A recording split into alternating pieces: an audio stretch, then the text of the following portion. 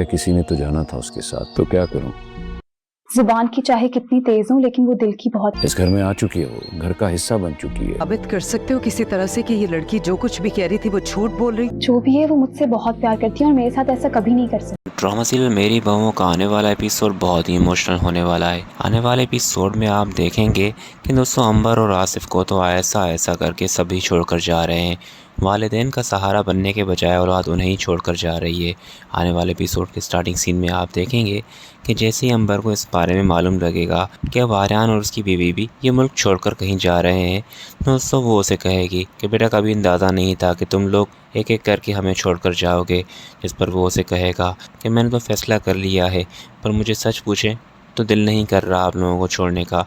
अंबर उसे कहेगी कि बेटा जब फ़ैसला कर लिया है तो अब दिल को भी राज़ी कर लो। इंसान सब कुछ सोच कर ही फिर फ़ैसला करता है, और तुमने भी शायद कुछ सोचा होगा। यहाँ पर दोस्तों आसिफ भी बैठा होगा, आसिफ भी अंबर को यही कह रहा होगा कि अब बच्चे बड़े हो गए हैं, अब उन्हें किसी बात पर मना ना करो, वो जो चाहते हैं उन्हें करने दो, शायद अब उन्हें हमारी ज़रूरत नहीं है, तभी वो जा रहे हैं।